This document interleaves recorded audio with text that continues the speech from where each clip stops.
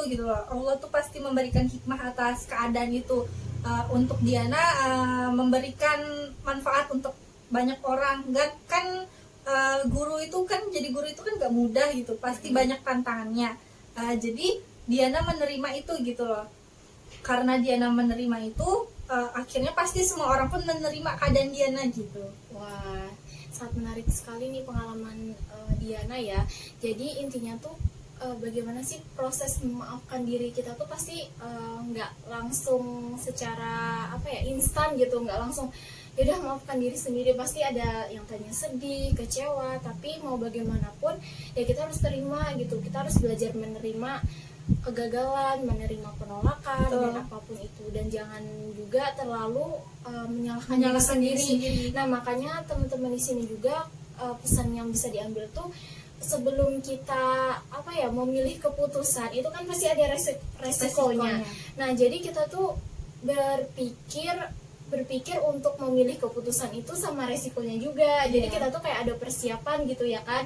Oh nanti kalau misalkan ini tidak sesuai ekspektasi, pasti aku misalkan merasa sedih, merasa kecewa, terus gimana caranya aku mengatasi diriku yang seperti ini gitu, supaya kita nggak terjerumus yang namanya kita tuh menyalahkan diri sendiri, habis itu nggak bisa maafkan diri sendiri, dan akhirnya tidak mencintai diri sendiri, dan itu juga sangat berbahaya nantinya ya kan. Nah kemudian mungkin selain tidak bisa maafkan diri sendiri, membandingkan diri dengan orang lain nih, biasanya tuh dia lebih cantik gitu, terus dia lebih kaya misalkan, lebih pinter, lebih ini, dan itu kan biasanya sering kan. Nah padahal membandingkan diri sendiri dengan orang lain itu juga salah satu aspek kenapa kita tidak mencintai diri sendiri, itu sebagai tanda gitu kalau kita tuh nggak mencintai dan nggak bersyukur apa yang kita punya. Nah mungkin pernah nggak ada di posisi itu? Mungkin itu tuh sebenarnya Diana pernah ada di fase itu tuh kayaknya pas zaman SMP deh. Ya, apa tuh? Karena zaman SMP tuh kayaknya Diana bener-bener belum punya jati diri gitu. Belum merasa diri Diana tuh kayak gimana sih, karakter Diana tuh kayak gimana sih gitu. Masih yang kayak pendiam banget, nggak pernah ngapa-ngapain gitu kan. Sampai pada ujungnya kayak pernah dibully gitu sama teman sendiri karena Diana tuh diem aja gitu. Karena Diana merasa teman-teman Diana tuh lebih baik daripada Diana kayak gitu. Jadi pada zaman itu tuh kayak gimana ya, rasa insecure itu tuh kayak makin menjadi-jadi gitu loh. Sampai pada akhirnya kan masuk SMA nih.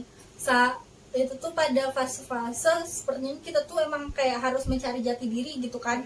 Dan pada akhirnya Diana tuh merasa gimana jati diri Diana tuh pada waktu SMA itu gitu. Benar.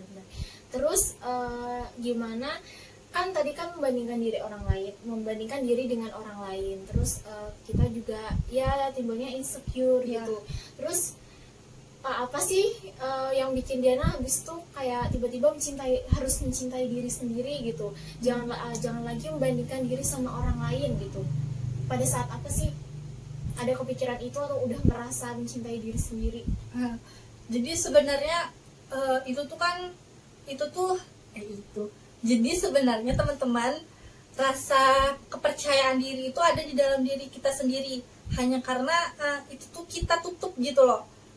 Dengan rasa yang namanya insecure tadi, sebenarnya rasa kepercayaan diri itu ada di dalam diri kita, tetapi kita tutupin gitu. Jadi gimana caranya supaya itu tuh terbuka, rasa kepercayaan diri itu? Sebenarnya rendah hati itu perlu, tapi rendah diri itu jangan. Kita tuh harus membedakan yang namanya rendah diri dan rendah hati. Nah di fase-fase itulah, di zaman-zaman itu aku ngerasa harus yang namanya membuka diri untuk orang lain, untuk sekitar, supaya aku bisa menumbuhkan rasa kepercayaan diri aku. Kita tadi sudah membahas tentang insecure, kemudian maafkan diri sendiri, kemudian membandingkan dengan orang lain. Nah sekarang kita berbicara soal kekurangan diri kita sendiri.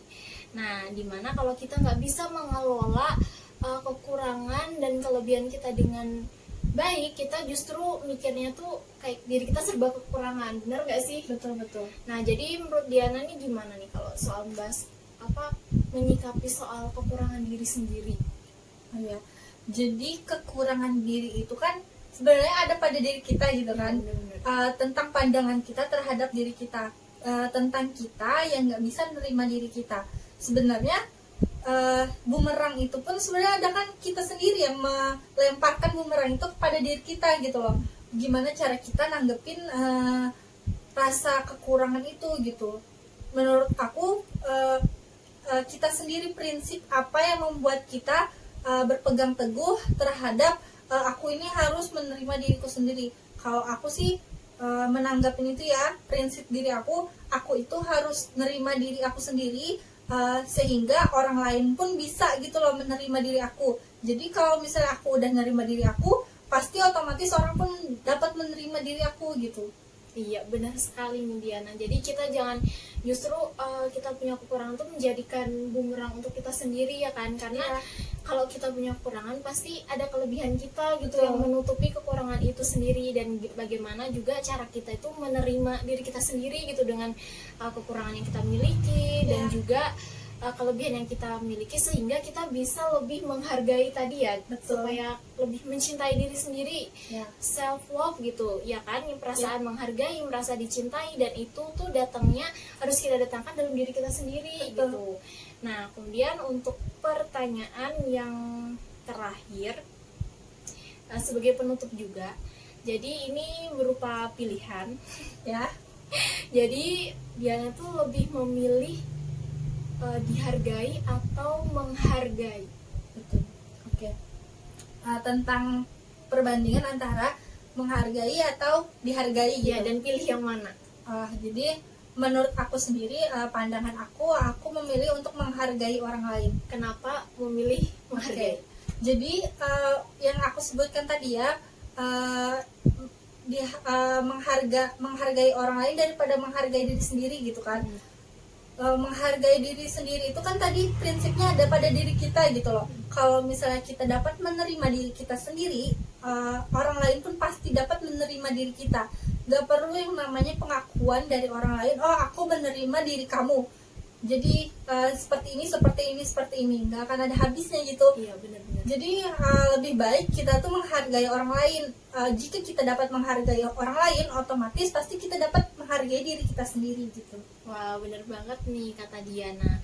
Nah, sekaligus menutup acara bincang-bincang kita nih, mungkin teman-teman di sana ada yang masih merasa kurang mencintai dirinya sendiri, kemudian merasa cemas atau merasa diri kurang berharga atau nggak berguna karena kita belum mencapai sesuatu yang kita inginkan, bener nggak sih?